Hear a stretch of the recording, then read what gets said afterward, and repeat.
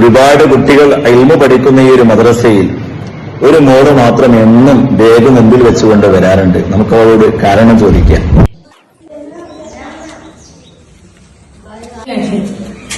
മറഹബ, നിജമോൾക്ക് നമ്മുടെ ക്ലാസ്സിലേക്ക് സ്വാഗതം.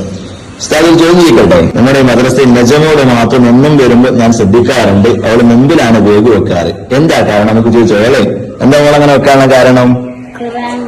ഖുർആൻ ഉള്ളത് കൊണ്ട് അതിന് മുമ്പിൽ വെച്ചുല്ലേ. ആരാത് മോക്ക് പറഞ്ഞു തന്നെ?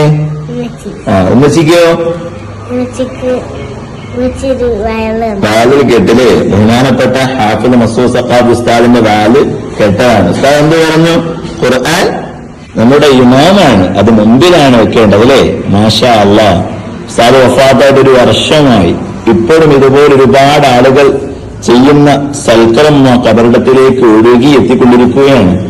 ഒരു സമ്പന്നനാകുമ്പോൾ അദ്ദേഹം മരണപ്പെട്ടാൽ അദ്ദേഹത്തിന്റെ സമ്പത്ത് അനന്തരമായി പോകും. പക്ഷേ ഒരു ആലിമാറി മനുഷ്യൻ മരണപ്പെട്ടാൽ ഇതുപോലെ സൽക്കർമ്മങ്ങൾ ആ കബറിടത്തിലേക്ക് അറിയാതെ നിലക്കാതെ പ്രവാഹം പോലെ ഒഴുകിക്കൊണ്ടിരിക്കും. അല്ലാഹു സുബ്ഹാനഹു വ തആല മസൂദ് സഖാഫിയുടെ ഖബർ സ്വർഗീയ പൂന്തോട്ടമാക്കി കൊടുക്കുമാറാവട്ടെ.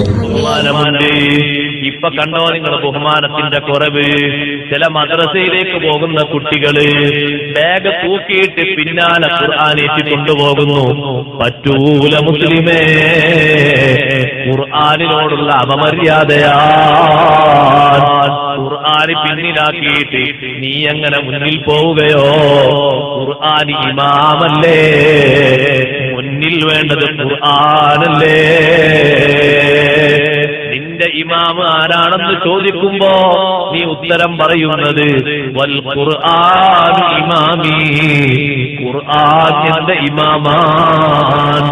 ഇമാം മുന്നിലാ വേണ്ടത്.